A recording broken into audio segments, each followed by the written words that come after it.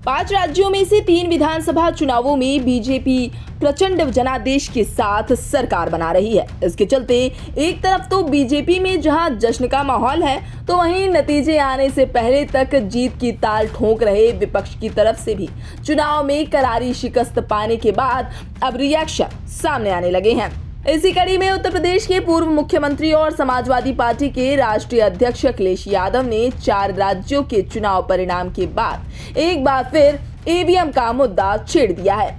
रविवार को चुनाव परिणाम आने के बाद कांग्रेस के कई निचले स्तर के नेताओं की ओर से ये मामला उठाया जा रहा था।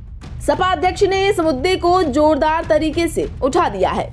उन्होंने कहा कि ईवीएम पर अगर सवाल उठ रहे हैं तो इसके विकल्पों की तरफ जाना चाहिए। हमें अमेरिका और जापान से सीखना चाहिए, वहां पर बैलेट से ही वोटिंग होती है।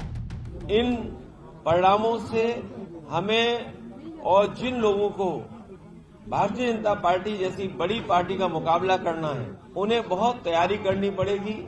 लोकतंत्र मजबूत तभी होगा जिस तरीके से अमेरिका में, जापान में, अमेरिका हमसे अर्थव्यवस्था में और ताकतवर बहुत है देश हमसे, जापान हमसे बहुत आगे है। अगर वो देश इस तरह की व्यवस्था पर विश्वास नहीं रखते हैं तो इतने बड़े लोकतंत्र में वोट आपने डाला, आप 1 हफ्ते इंतजार कर रहे हैं परिणाम के लिए और आप 2 घंटे में परिणाम चाहते हो। अमेरिका से सीखना चाहिए। अगर 1 महीना वोट डलता है तो 1 महीना काउंटिंग भी होती है, और अगर वहां व्यवस्था बैलेट की, पेपर की है तो कहीं न कहीं हमें भी अपनाना चाहिए। तो वहीं अखिलेश यादव ने 4 राज्यों में पार्टी की हार को स्वीकार करते हुए कहा कि लोकतंत्र में इस तरह के परिणाम आते हैं, हमें इन्हें स्वीकार करना चाहिए। हम लोग निराश नहीं हैं और राजनीति में, लोकतंत्र में इस तरह के परिणाम आते हैं। गौरतलब है कि राजस्थान, मध्य प्रदेश और छत्तीसगढ़ विधानसभा चुनाव में भाजपा ने प्रचंड जीत हासिल की है। हाल ही में 5 राज्यों में हुए विधानसभा चुनाव के नतीजों ने विपक्षी दलों में खलबली मचा दी है। अखिलेश यादव ने मध्य प्रदेश विधानसभा चुनाव में करीब 70 सीटों पर सपा के प्रत्याशियों को टिकट दिया था, लेकिन उनका कोई प्रत्याशी चुनाव नहीं जीत सका। 40 से ज्यादा उम्मीदवारों को तो 1000 से भी कम वोट हासिल हुए।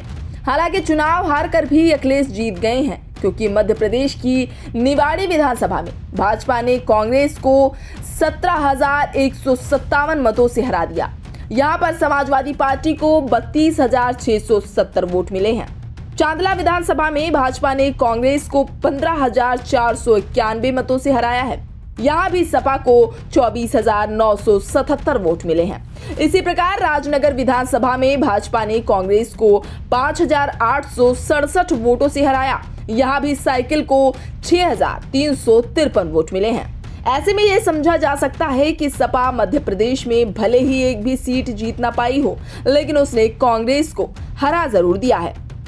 ब्यूरो रिपोर्ट, इंडिया पब्लिक खबर। तो फिलहाल के लिए विधानसभा चुनाव से जुड़ी इस खास अपडेट में अभी के लिए बस इतना ही। ये पूरी खबर आपको कैसी लगी, हमें कमेंट बॉक्स के जरिए अपनी राय जरूर दें, और देश, प्रदेश और दुनिया की तमाम खबरों से लगातार रहने के लिए अपडेट सब्सक्राइब करें हमारा चैनल इंडिया पब्लिक खबर और बेल आइकन को दबाना बिल्कुल न भूलें।